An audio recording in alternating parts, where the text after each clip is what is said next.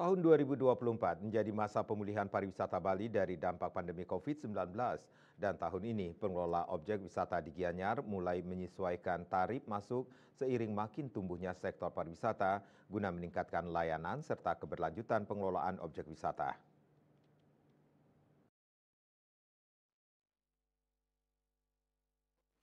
Kepala Dinas Pariwisata Kabupaten Gianyar Iwayan Gede Sedana Putra mengatakan, pemerintah Kabupaten Gianyar selama ini mengelola sebanyak 8 objek wisata atau daya tarik wisata DTW.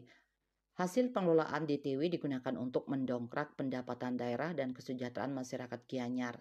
Sedana Putra menjelaskan guna meningkatkan pelayanan dan menjaga keberlanjutan pengelolaan, Pemkab Gianyar melalui Disparda melakukan penyesuaian tarif untuk 3 DTW yang dikelola pemerintah daerah.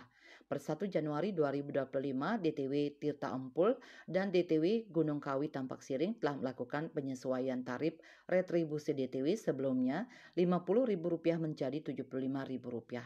Sementara DTW Gunung Kawi Sebatu mengalami penyesuaian tarif retribusi sebelumnya Rp30.000 menjadi Rp50.000. Senada disampaikan JM Mangkeforis, Anak Agung Ngurah Bagus Baskara. Mangkeforis yang dikelola Desa Adat Padang Tegal melakukan penyesuaian tarif masuk mulai 1 Januari 2025 sekitar 20%. Untuk wisatawan Nusantara sebelumnya dikenakan tarif masuk Rp60.000 dinaikkan menjadi Rp80.000.